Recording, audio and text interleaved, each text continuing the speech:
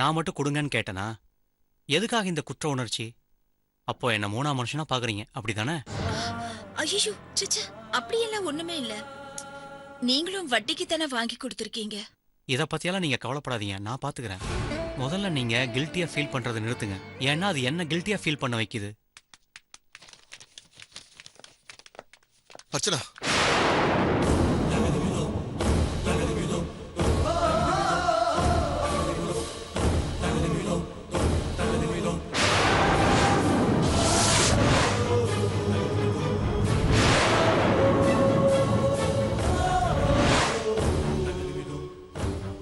Archana, test எடுத்தாச்சா?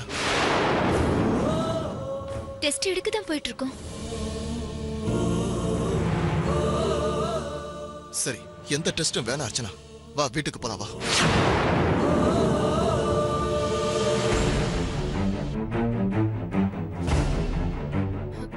என்ன மாமா சொல்றீங்க? ஏன் வேணாங்கறீங்க? எல்லா டீடைல்ஸையும் நான் வெளியில போய் சொல்றேன். வாங்க போலாம். மாமா, இந்த டாக்டர் ரொம்ப கைராசிக்காரங்க. இவங்க கிட்ட ட்ரீட்மெண்ட் எடுத்துக்கிட்டா அக்காவுக்கு எந்த குறையும் இல்லாம போய்டும்னு எனக்கு தோணுது மாமா. சந்தியா ப்ளீஸ் புரிஞ்சுக்கோ. எந்த டெஸ்டும் எடுக்க வேணாம். வா, வீட்டுக்கு போலாம். எங்க வந்தது வந்துட்டோம், டெஸ்ட் பண்ணி பாத்துடலாமே. ஏன் ரெண்டு பேரும் புரிஞ்சுக்காம பேசுறீங்க? வாங்க, வெளியில போய் பேசலாம். சரி வாக்கா போலாம். குடு, இந்தாங்க. தப்பா எடுத்துக்காதீங்க, நாங்க இன்னொரு நாள் வந்து எடுத்துக்கிறோம். ஓகே வாக்கா.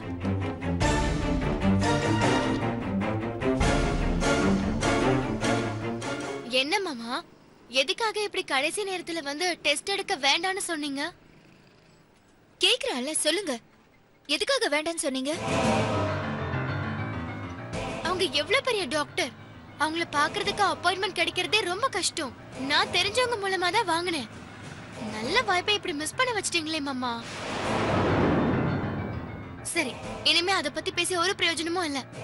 எதுக்காக டெஸ்ட் வேண்டாம்னு சொல்லி எங்களை அழைச்சிட்டு வந்தீங்க, அதையாவது சொல்லுங்க மாமா.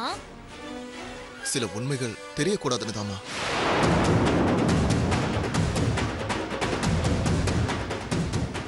ஆமா சந்தியா, இப்படி ஒவ்வொரு ஹாஸ்பிட்டலுக்கா அர்ச்சனாவை அழைச்சிட்டு போய் டெஸ்ட் எடுத்துக்கிட்டே இருந்தா என்ன ஆகும்? அவ குழந்தை பெத்துக்க முடியாதவன்னு கொஞ்சம் கொஞ்சமா ஊர் உலகத்துக்கு தெரிய வந்துடாது? அப்புறம் எங்க அம்மாவுக்கும் தெரிஞ்சிடாதா?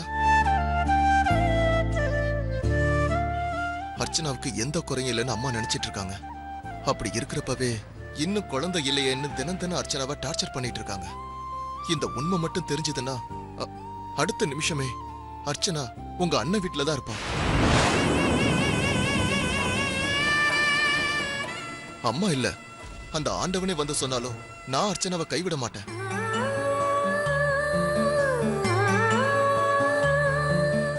எனக்கு குழந்தை வேணுங்கிற ஆசையும் விருப்பமும் இருக்கு. அத நான் இல்லைன்னு மறுக்கல. ஆனா அதை விட நான் அர்ச்சனா மேல என் உயிரையே வச்சிருக்க சந்தியா. குழந்தை என்ன குழந்தை, என்னோட அர்ச்சனா 1000 இல்ல 1,00,000 குழந்தைக்கு சமம். ஆமா சந்தியா, நான் இத மிகப்படுத்தி சொல்லல. 1,00,000 குழந்தைன்னு குறைச்சுதான் சொல்லியிருக்கேன். அவ என் மனசுக்குள்ள இருக்கிற உயரத்தை எண்ணிக்கையால சொல்ல முடியாது. அக்கா மேல எவ்வளவு அன்பும் அக்கறையும் வச்சிருக்கும் போது அத்தை எந்த முடிவெடுத்தாலும் கவலைப்பட வேண்டாமே. அதனால 1க்கு 2 டாக்டர் பார்த்தாலும் தப்பில்லையே மாமா. அர்ச்சனாவை பத்தின உண்மை ஊர் உலகத்துக்கும் அம்மாவுக்கும் தெரிஞ்சிருமோன்னு மட்டும் நான் பயப்படல. டெஸ்ட் வேணான்னு சொல்றதுக்கு ஒரு முக்கிய காரணமும் இருக்கு. அதை என்னால வெளியில சொல்ல முடியாது சந்தியா. அப்படி என்ன மாமா வெளியே சொல்ல முடியாத ரகசியம்? அக்காவுக்கு ஒரு நல்லது நடக்க கூடாதுங்கிற மாதிரி பேசுறீங்க. அர்ச்சனாவுக்கு கெட்டது எதுவும் நடந்துடக்கூடாதுன்னு தான் பாக்குறேன். ஆமா சந்தியா, இந்த டாக்டர்னு இல்ல, எவ்வளவு பெரிய டாக்டரை பார்த்தாலும் அர்ச்சனாவுக்கு குழந்தை பிறக்காதுன்னு தெரியும். ஒவ்வொரு தடவையும் டெஸ்டுக்கு கொடுத்துட்டு ஏதாவது ஒரு மாற்றம் ஏற்பட்டு நல்ல ரிசல்ட் வராதான்னு அவ மனசு தவிச்சுக்கிட்டு இருக்கும். ஆனா மறுபடியும் குழந்தை பிறக்காதுன்னு ரிசல்ட் வந்தா அதை கேட்கிற அர்ச்சனாவுக்கு எவ்வளவு வலிக்கும். அர்ச்சனா வேதனைப்படுறத என்னால பார்க்க முடியாது சந்தியா. அந்த வலியை கொடுக்க கூடாதுன்னு தான் நான் டெஸ்ட் எடுக்க வேணான்னு சொன்னேன். இப்ப சொல்லு சந்தியா, நான் செஞ்சது தப்பா? நிச்சயமா இல்ல மாமா. நீங்க அக்கா மேல வச்சிருக்கிற அன்பை பார்க்கும்போது குழந்தை இல்லங்கிற குறையே தெரியாம அக்காவை பாத்துப்பீங்கன்னு தெரியுது மாமா. இனிமே அக்காவுக்கு செகண்ட் ஒப்பீனியன், தேர்ட் ஒப்பீனியன் எதுவுமே தேவையில்லை. அக்கா, மாமா மாதிரி ஒருத்தர் இருக்கும்போது குழந்தை இல்லைங்கிற கவலையே உனக்கு தேவையில்லக்கா. எனக்கு தேவையில்லை. ஆனா அத்தை பாவம் இல்லையா? அவங்க பேரன் பேத்திக்காக எவ்வளவு ஏங்கி போயிருக்காங்க தெரியுமா? அது மட்டும் இல்ல, அத்தையும் வெளியில எவ்வளவோ அவமானப்படுறாங்க. அத நினைச்சாதான் எனக்கு ரொம்ப கவலையா இருக்கு.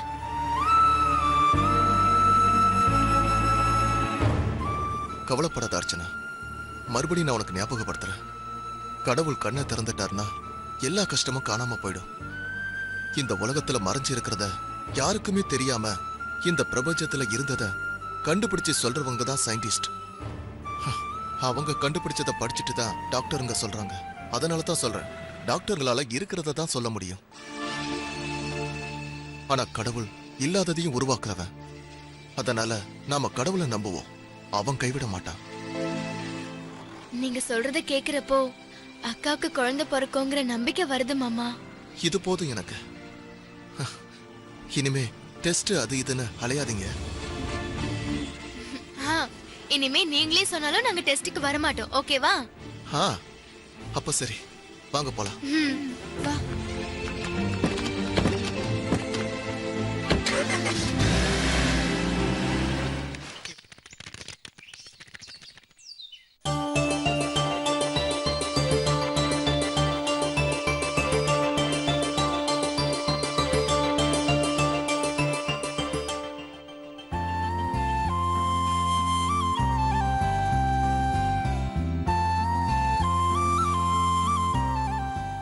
வாங்க மாப்ள, குளு மணாலி எல்லாம் எப்படி இருந்தது?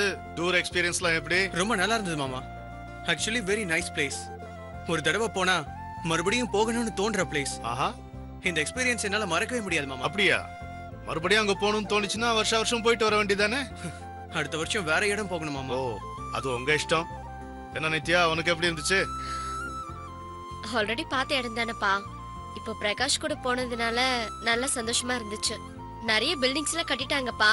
அப்புறம் கூட்டமும் ஜாஸ்தியா தான் இருந்துச்சு. ஓ, அப்படியா? சரி மாப்ள, நாங்க ஃப்ளைட் டிக்கெட் பிடிங்க. நீங்களும் நித்யாவும் நாளை காலையில் கிளம்புறீங்க. தேங்க்ஸ் மாமா. இப்பதான் குளுமணாலில இருந்து வந்தோம், அதுக்குள்ள 2வது ஹனிமூனா? உண்மையிலேயே அசத்துறீங்க மாமா. இப்ப எங்க மாமா போறோம்? வெளிநாடு தானே? என்னப்பா இது, நாளைக்கு மறுபடியும் டூரா? 2 பேரும் இப்படி அவசரப்பட்டா எப்படி? நாளை காலையில நீங்க 2 பேரும் சென்னைக்கு போறீங்க. சென்னைக்கா? இப்பதானே மாமா போயிட்டு வந்தோம். ஏதாவது முக்கியமான விஷயமா என்ன? ஆமா மாப்ள, உங்க அம்மாக்கு உடம்பு சரியில்லாம ஸ்பைனல் கார்டுல ப்ராப்ளம் வந்து ஆபரேஷன் பண்ணிருக்காங்க.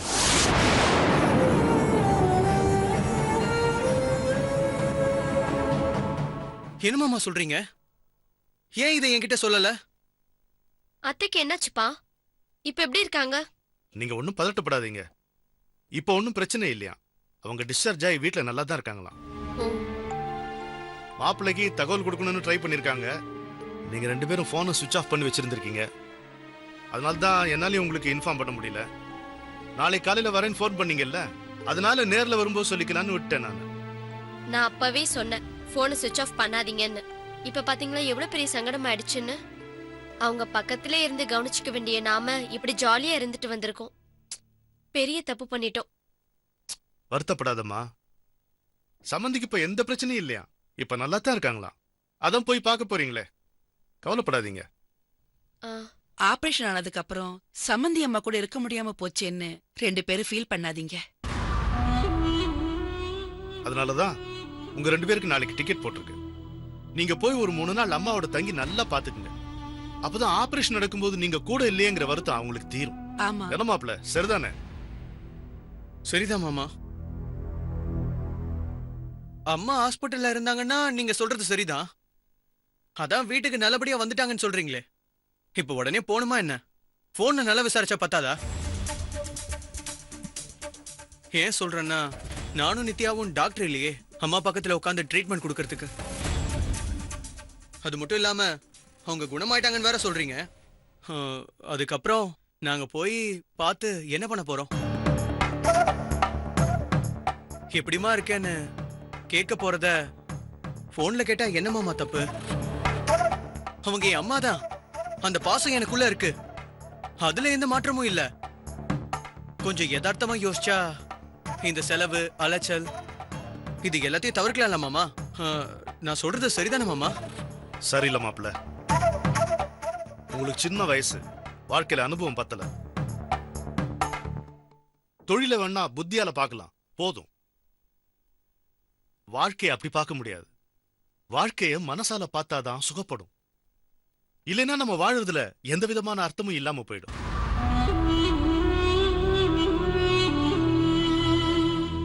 உடம்புக்கு முடியாம இருக்கிறவங்களை பாக்குறதுக்கு டாக்டருக்கு தான் படிச்சிருக்கணும் அப்படின்னா இந்த உலகத்துல பிறக்கிற எல்லாருமே டாக்டரா தான் ஆகணும். அதெல்லாம் சாத்தியமே இல்லை. ஒன்னு புரிஞ்சுக்குங்க மாப்பிள்ள, வாழ்க்கையை மெட்டீரியலிஸ்டிக்காகவே பார்க்காதீங்க. அதுல உணர்வுகளோ உணர்ச்சிகளோ கிடையாது. உடம்புக்கு முடியாதவங்களை போய் பார்த்து அவங்களுக்கு ஆறுதலா 2 வார்த்தை, கருணையா ஒரு பார்வை, அன்போடு ஒரு அரவணைப்பு, இதெல்லாம் ஒரு நோயாளிக்கு கிடைச்சா அவங்க சீக்கிரமே குணமாயிடுவாங்க. அன்பும் அரவணைப்புமே அருமருந்துன்னு டாக்டர்களே சொல்லி நீங்க கேள்விப்பட்டது இல்லையா மாப்பிள்ள? அப்பா, நீங்க இவ்வளவு சொல்லணும்னு அவசியமே இல்லப்பா. நாங்க சென்னைக்கு போய் அத்தையை பார்த்துட்டு வரோம். ரொம்ப சந்தோஷம்.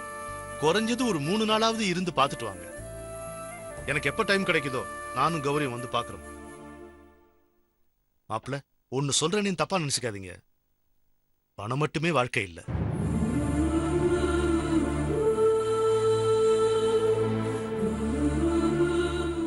நித்யா, நீங்க 2 பேரும் போய் குளிச்சிட்டு ரெடி ஆகுங்க. நான் டிஃபன் ரெடி பண்ணி வைக்கிறேன். ம்.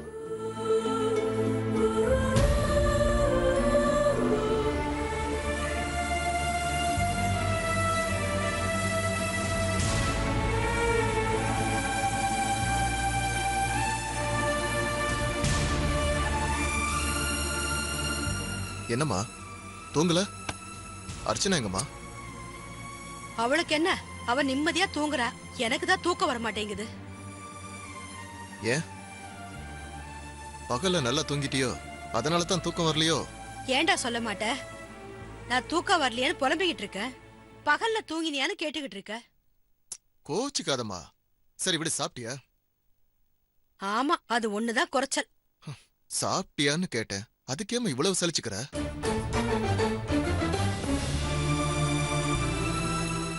அது சலிப்பு இல்லடா ரமேஷ், கோவம். 2 வீடு தள்ளி இருக்கிற செல்லம்மா வீட்டுல அவ மருமகளுக்கு இன்னைக்கு வளகாப்பு. நம்ம வீட்டை தவிர மீதி எல்லா வீட்டையும் கூப்பிட்டுருக்காங்க. நம்ம வீட்டை மட்டும் கூப்பிடலன்னா அவ காலையில இருந்து கோவமா இருக்கா. அம்மா, கூப்பிடலன்னா மொய்ப்பணம் மிச்சம் நினைச்சுக்கமா. அதுக்கு போய் ஏன் கவலைப்பட்டு இருக்க? அதான்டா காலையில இருந்து நானும் சொல்லிட்டு இருக்கேன், சொன்னா கேட்க மாட்டேங்கிறா. அது எப்படிங்க விட முடியும்? இந்த தெருவுல எந்த வீட்டுல விசேஷம் நடந்தாலும் முதல் ஆள என்னத்தான் கூப்பிடுவாங்க. இப்போ என்ன கடைசி ஆள கூட கூப்பிடுறது இல்லையே. இதெல்லாம் யாரால? எல்லாம் உன் பொண்டாட்டியால தானே. ஏண்டி, குழந்தை பிறக்காததுக்கு அர்ச்சனா மட்டுமா காரணம்? உன் புள்ளையும் பாதி காரணமா இருக்கலாம்ல. ஏன் பாதி காரணம்னு சொல்றீங்க? முழு காரணமும் ரமேஷ்னு சொல்ல வேண்டியதுதானே.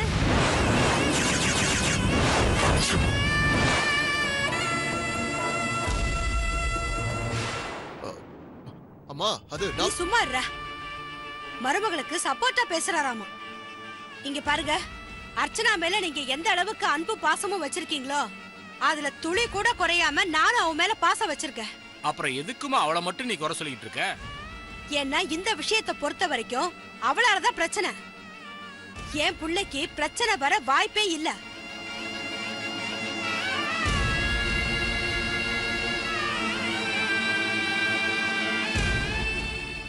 ஏன்னா நம்ம 2 பரம்பரையும் அப்படி. அடி போடி, பரம்பரை பரம்பரைன்னு சொல்லிக்கிட்டு. ஒரு லாஜிக் சொல்றேன் கேட்டுக்க. அர்ச்சனா கூட பிறந்தவங்க 3 பேரு அப்படின்னா அவங்க அப்பா அம்மாவுக்கு மொத்தம் 4 பிள்ளைங்க. நமக்கு எத்தனை பிள்ளைங்க இருக்காங்க? 2 பேர் தானே. இப்ப சொல்லு, எந்த பரம்பரை பெரிய பரம்பரைன்னு? இந்த எடக்கு மடக்கான பேச்சுக்கெல்லாம் ஒண்ணும் குறைச்சலே கிடையாது. ஏன் உங்களுக்கு இன்னும் தூக்கம் வரலையா? போய் தூங்குங்க. அடி போடி.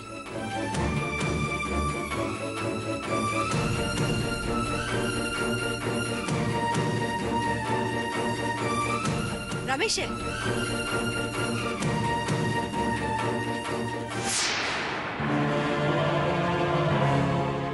உங்ககிட்ட ஒரு முக்கியமான விஷயம் பேசணும்.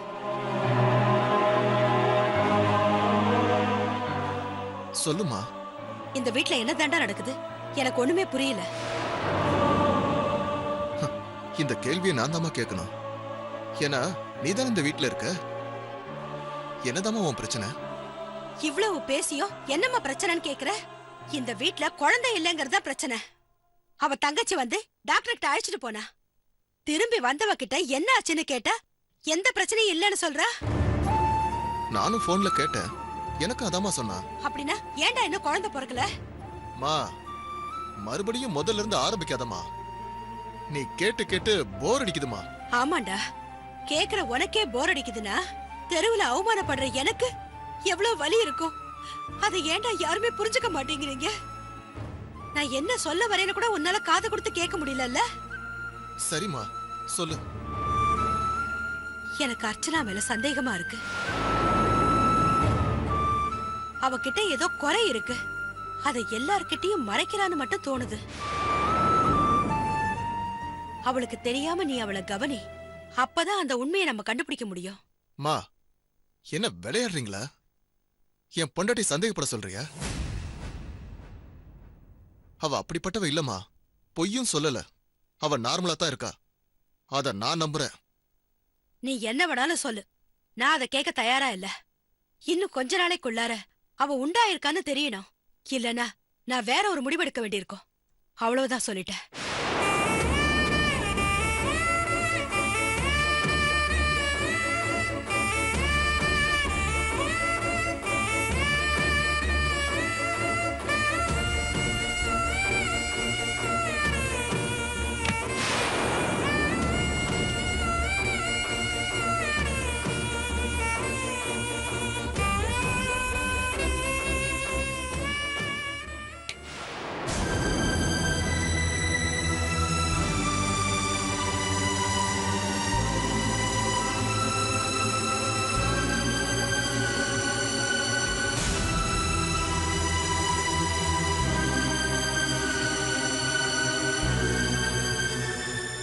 அர்ச்சனா, நீ இன்னும் தூங்கலையா?